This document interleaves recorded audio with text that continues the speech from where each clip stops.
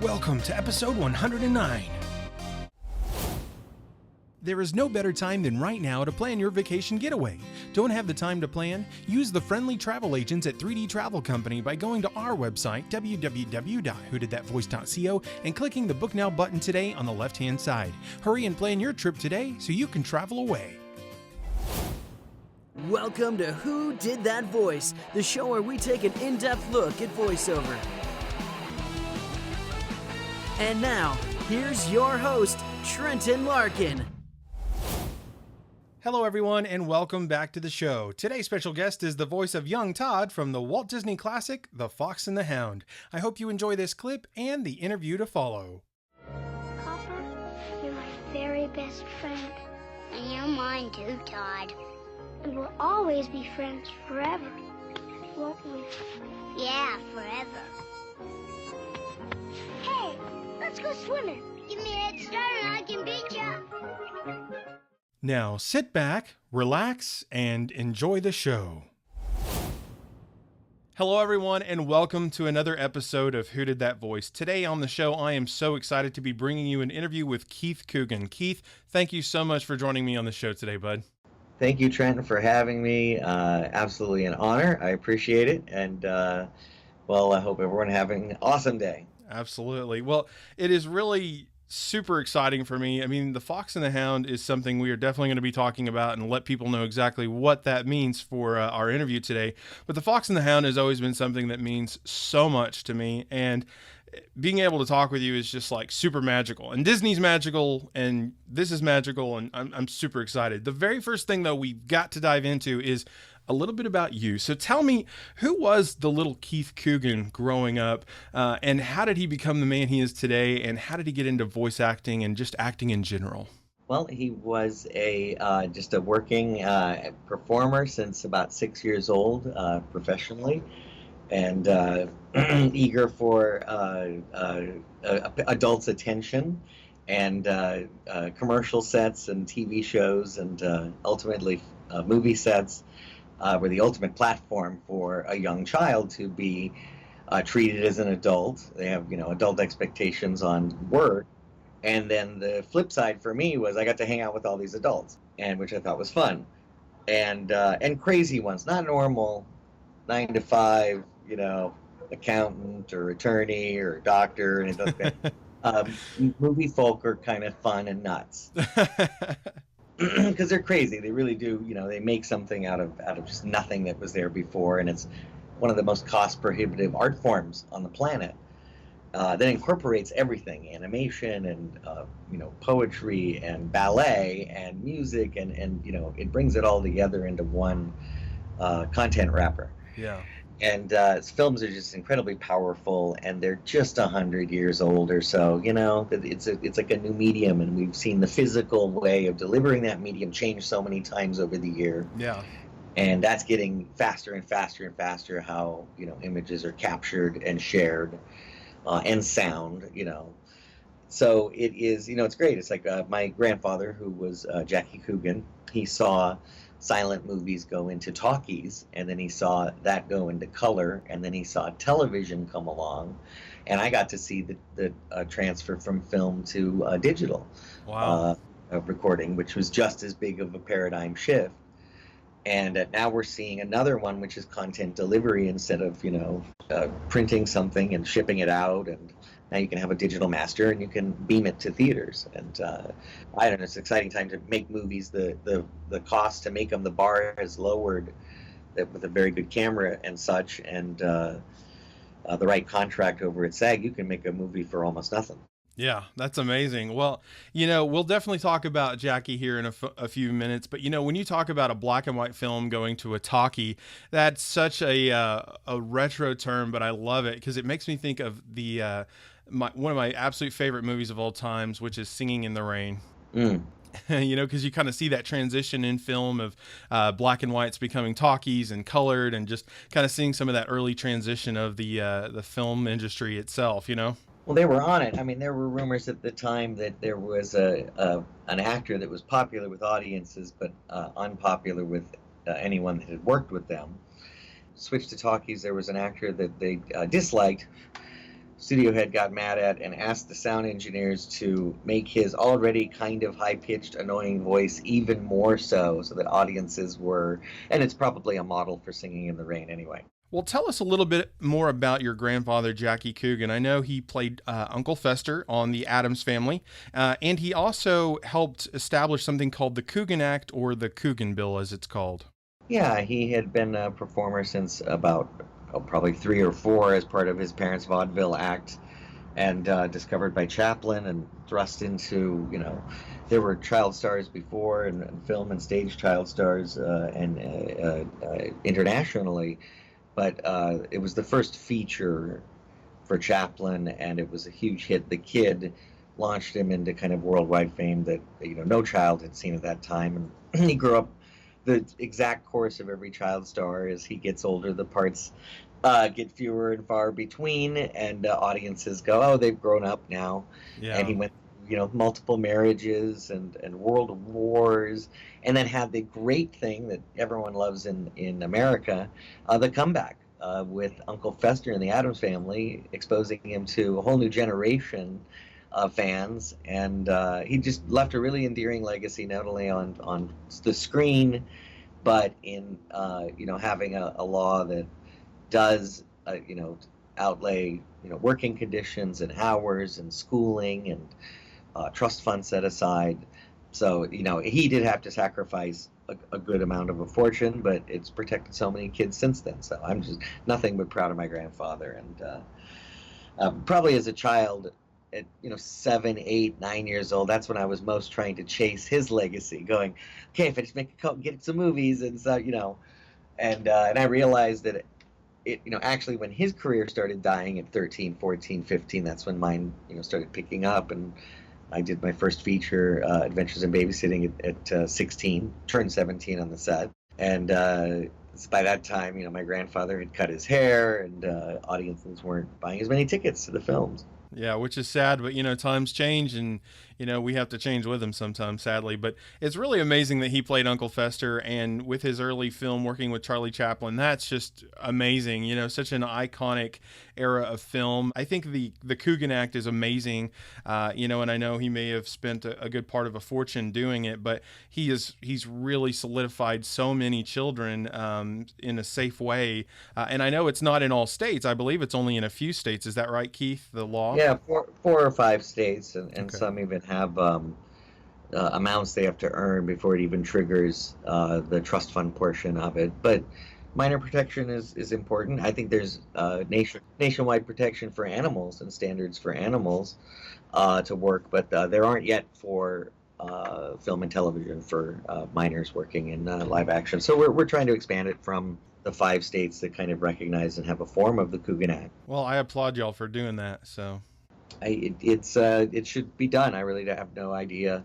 I think it's a matter of talking to labor boards and attorney generals, and talking to each state and getting them as far on board as possible. And there's no reason a child doesn't can't consent necessarily to a contract, except in the entertainment industry. yeah. This is where they do, if it's gone through the unions and the agents and managers, a minor is beholden to a contractual obligation, and so the rules are very different. But Yeah. we'd love to broaden that protection. Would be amazing.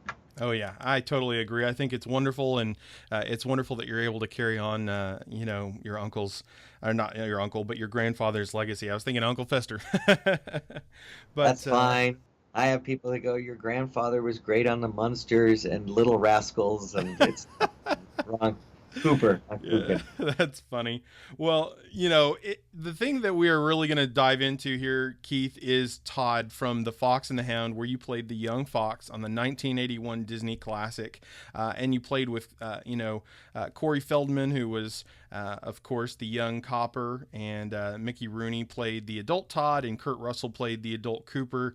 That show is just an extremely sweet it is sweet and it's sad, you know, but it's a very heartwarming story of friendship and adversity and all kinds of things. But tell us, what was it like being able to play the young Tod, and what was that like working on that show for you? I recall that it was the first and only voiceover I'd ever done.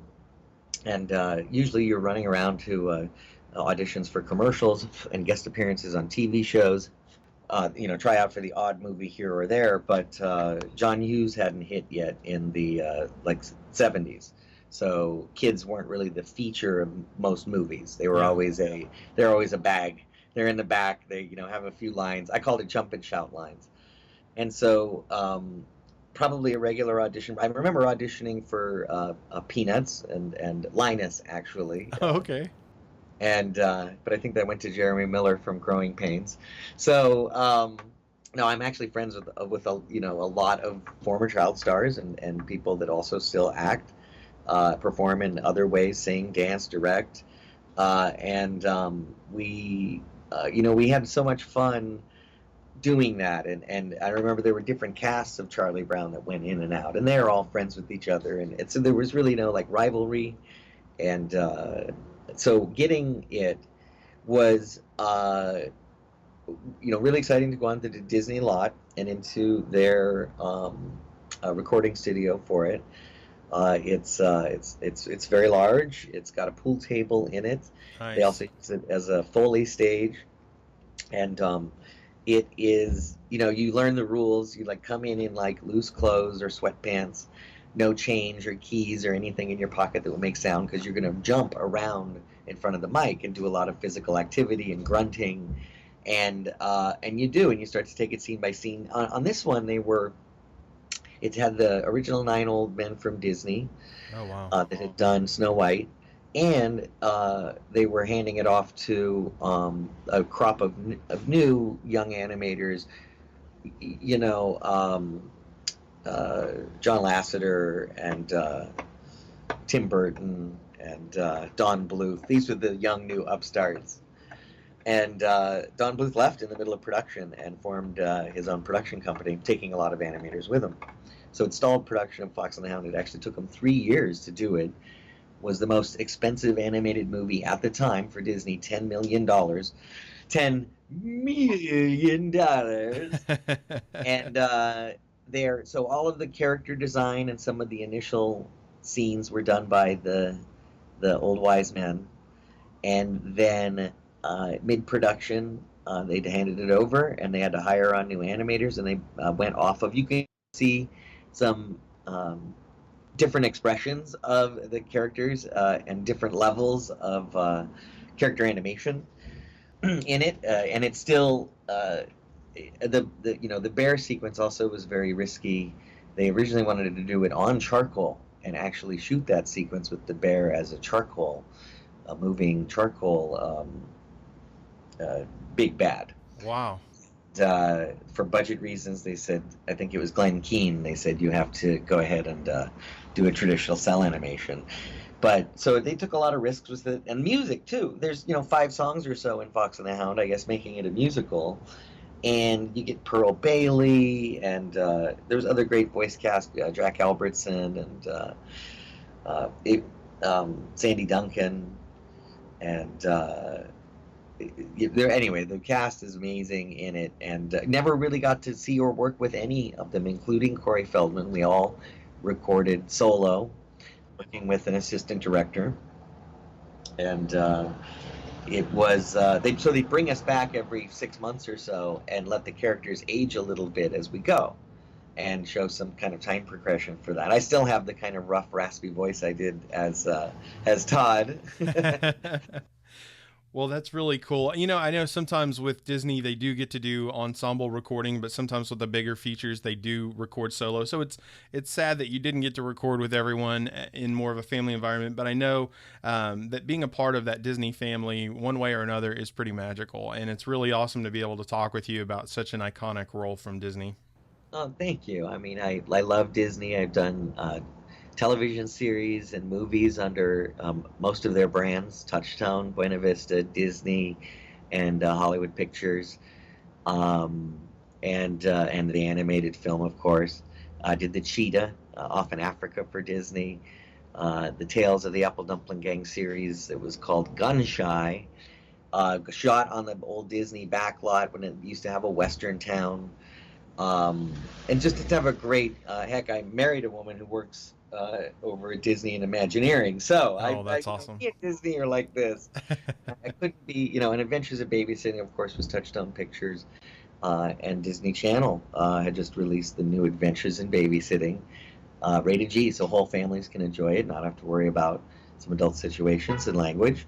And I think it's amazing. Disney knows its brand, they know its audience, and they have always delivered just the best in children's entertainment that doesn't talk down to kids, and it's ones that adults can fall in love with too. And so the Fox and the Hound was a huge honor to be a part of, and still that's the thing.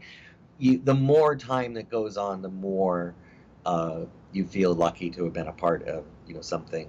It was, some label it the last of the classically animated Disney films. Absolutely. Well, when you were talking about all those legendary, animators that were taking over the reins of Disney's feature films and stuff, I did not know that Don Bluth worked on the team originally. So that I was like, wow, okay. So that was definitely new for me. I really appreciate you diving into some of the background history of the show itself, and I didn't realize it took so long to actually make the film. So wow, that's unique.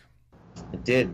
They used forms of rotoscoping. They had built a wire model of the Jack Albertson character, Slade, and his truck. Yeah.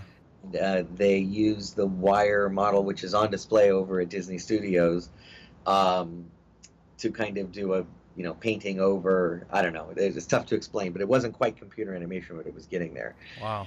It was like pre-computer. And there's borrowed scenes. There's borrowed scenes from, I believe, Bambi. Oh, okay. Well, that's unique. There's some recycled footage. You have to look for it, especially when Todd is dropped off in the forest and he does that first night in the storm. It's the same storm sequence as Bambi. So if you look closely, you'll see a bit of recycled stuff. They're known to do that occasionally. But it kind of ties it all in, I think. It kind of brings you home, so... Yeah, and a lot of those kind of callbacks, they're just like audio engineers using the Wilhelm Scream or Castle Thunder. They go, we have this great, motion footage we'd shot, and they use that for Sleeping Beauty or Beauty and the Beast, or, I think they're aware of what they're doing, and they don't think they're not going to get caught. Yeah. People go, I recognize that source, and that's kind of a meta tribute within the piece itself. Yeah. It's really unique, and I think that's awesome. You mentioned Adventures in Babysitting, and I believe you were celebrating a 30th anniversary this year. Oh, I know, 30 years. I just can't believe it has been that long, and very happy and proud that audiences still have a place for it in their heart. I still love it. I can watch it anytime, and I love everybody involved with it. I think it was such a fun movie, and so supported by Disney and Touchstone, and so I'm just nothing but pleased with it. I'm about to have a Babysitter double feature at the Egyptian Theater here, September 8th. Adventures in Babysitting and Don't Tell Mom the Babysitter is Dead, the Warner Brothers picture. Oh wow! So that's it. We're going to get David Simpkins and hopefully Maya Bruton to come. So far, rumors of some other guests and from Adventures in Babysitting, and so I just can't wait to see some of the folks again that worked on this. And it was 3 long months, late December of '86 through March of '87, and then released in July. July. Wow! So they put it together very fast. Yeah. They didn't use a lot of special effects. They used in-camera special effects. The VistaVision process they'd used on Stand By Me and The Fugitive, and Outland, and James Cameron used it on Terminator movies for the future sequences. It allows you to do front projection on the actors, and right there in camera, in dailies the next day, the shot's done. There's no green screen or anything. And it's a great kind of mid-level high technology to do special effects for films. And we used it for a few sequences in Adventures of Babysitting. So I think that and Just everybody's instincts were right the first time. So the score, the music, the advertising campaign in the year it came out, all of that was just luck. You know, luck that it had great traction with audiences. Teen films were absolutely happening at that time, and it's got a great background with a great fantasy adventure writer, David Simpkins, and a director that, although his freshman try as a director, he'd written Goonies, Gremlins, and Young Sherlock Holmes. So Chris Columbus, who later went on to join the John Hughes universe with Home Alone, that's him. That's his fingerprint all over the film. His dark sense of humor and his sense of fun and adventure. Yeah, and there's definitely a fingerprint that's left even just from that era in the late 80s, early to mid 90s. And some of those films, you just go back to them and you watch them and you just go, man, it's just a great era. And sometimes you miss that, because sometimes the way they did films were just so, I don't know, they were just so inspiring and so magical in their own right, so. That's why I love things like Stranger Things and even Glow. It really does put and also F is for Frank on Netflix, the animated series, Bill Burr. They put their thumb right on a certain time in space that's not necessarily a pop culture point of view of it, but what we were going through growing up through it for those that did. I was born in 1970, so yeah. I kind of seen the 70s and the 80s and what I remember of the 90s happening. Well, that's really awesome. I really appreciate you diving into that a little bit, Keith, and happy 30th anniversary, man. That's super epic. Oh, yeah. Thank you. And here's shout out to Chicago, shout out to Toronto, and, the whole cast and crew. Love you guys. Happy 30th. And now for audiences, go ahead and buy it on Amazon, a DVD. It's streaming on Netflix off. No, I'm just kidding. I turned it to salesman mode. Well, you've gotten to be a part of some amazing television shows too throughout your career, such as Tales from the Crypt, Knight Rider, Mork and Mindy, and even The Waltons. And there's some others we'll definitely look at here in a moment. But I know you played a character named Jeffrey Burton on The Waltons for about 18 episodes. And what was it like getting to work on that television show that is such a staple and icon? Absolutely amazing. I played a little brat. I watched some of the episodes and I'm like, I would smack him. I would totally smack that kid. And I was having so much fun. By the end, the family who they'd been going for, 7 seasons. This was the 8th season of The Waltons. I did 18 of the episodes that year. They embraced us because we were family. We were cousins. And our Aunt Rose and me and Martha Nix, who played Serena Burton, we all move in, and the great Peggy Ray had played Aunt Rose, and we move in, and the family took us on as family. By the end of the season, we were pretty good kids, and they never stopped loving us in their Waltons way. And to this day, whenever I see the cast members, there's just that love and a shared experience of the time that we spent putting out a show. It had slipped in ratings by the later seasons, but still did another. It still had a 9th season after ours, and it was mostly shot at the Burbank Studios, at Warner Brothers Studios, and Franklin Canyon Reservoir was used a lot. Well, it is such a classic show. I grew up on it. My parents raised me on a lot of classical shows, and The Waltons was just such a special and heartwarming show for me. And so, getting to know that you'd been on that show, it was like, what? Because, you watch these things as a kid and you grow up loving things, and sometimes you don't always realize who's all in the shows in tandem. And then when you start doing research for something like this, it's like, wow, that's super epic. Well, just keep in note, the Waltons house has gone on to become the Dragonfly Inn and Gilmore Girls, and Norm Macdonald's house on the Middle. Wow. Awesome. That's really cool. Well, when you worked on Mork and Mindy, did you ever get a chance to speak with or know Robin Williams, or did you know him outside of the show? Not outside the show, but you're thrown into a process that's been going on for 2 or 3 years. It happened to be the last episode of Mork and Mindy. Wow. It was Gotta Run Part 2, I think is the episode title. And they had been discovered as aliens, and we're now confronting that with the press. And I played a little, middle school interviewer interviewing Mirth. So I got to not only work with Robin Williams, but with Jonathan Winters, the great Pam Dauber, Pam Dauber's a trooper to put up with such lunacy around her constantly. But it's, it's applied. It's not just, these two, Robin Williams and Jonathan Winters, Oh, they yeah. have they have a method to their madness that would be going on whether there's a show filming or not. And it's not erratic at all. It's hard work and genius and fearlessness is what it is. And all the really great comics that we laugh at, but don't talk about what their subject or content matter is amongst our friends and family. But we know we all do that. Yeah. That kind of truth, that's what it was like. And although it had run out of steam and was, the end, and I think they knew it while they're filming it, spirits weren't high. The work was great and got done, but offset, it wasn't a party at all. It was, it was pretty morose.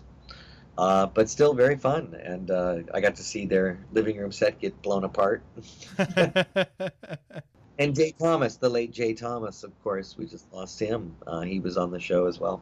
Well, Mork and Mindy is a show that most people listening may be like, what are you even talking about? But you guys need to check it out. It's a very funny show, and Robin Williams, along with another great studded star cast. It's a great show. It really is. And I highly recommend people checking it out. I know some other shows that you got to be a part of too here and there. Keith, were Chips, which was a motorcycle cop show, which they've recently remade a feature film about that same TV show that came out. And you were on Little House, The Love Boat, Diagnosis Murder with Dick Van Dyke, and so many more. You've been a part of some super iconic shows that I pretty much watched all of growing up. Oh, thanks. I did too. Which is super Especially awesome. the sci-fi, anything like Fantasy Island or Love Boat, Knight Rider. I absolutely watched. Was very excited to be on Knight Rider because it hadn't come out yet. So I'd read about it in the special effects magazines and stuff that this talking car was coming, and it was be such a cool show. Yeah. And here I am sitting in it and having, at the back lot of Universal in Clock Tower Square, just loving every living second of it. And David Hasselhoff was super, super, super groovy. That's awesome, man. I'm glad to hear it. Well, I haven't ever spoken with David Hasselhoff, but he's always seemed like a pretty awesome dude. But we did have William Daniels on the show, who was the voice of Kit, and that was super epic as well. And I got a chance to meet him at an autograph show just this year, and you always kind of black out a little bit when you meet a celebrity. I fanboy out, and I said, "Hi, I was on an episode. I sat in you. You were very comfortable." I don't know why I said that. He didn't know what the hell I was talking about. He was like, what? That's awesome. But, I probably would have geeked out like that too if I had been in person. I know when I interviewed him, it was one of those moments where I kind of tripped over myself a little bit. Yeah. And just his voice too. It makes you... Oh, the resonating voice. It's like, whoa, what? That's so, wow. It's amazing. Yeah, for sure. Well, Keith, I was wondering, do you have social media for people to reach out to you, contact Absolutely. you, ask you questions or any of that? I do. KeithCooganOnline.com, and then on Twitter, Keith Coogan, and on Instagram, Keith Coogan. KeithCoogan. Check it out. Me and my wife Pinky, we're hitting a lot of autograph conventions and Comic-Cons and having fun going out talking to all the fans.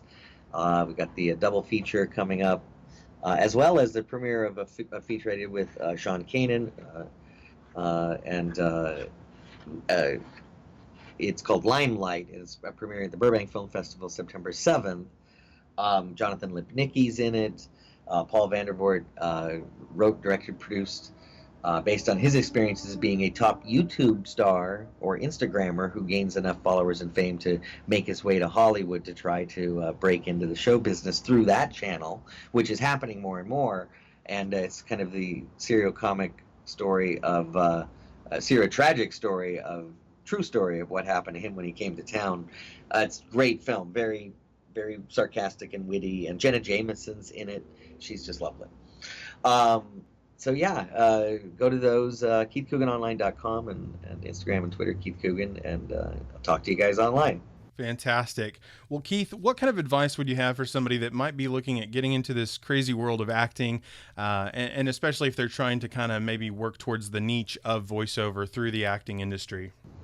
Wow, I couldn't say much on the working on the niche of voiceover, as Fox and the Hound truly is my only voice credit, but not for not trying.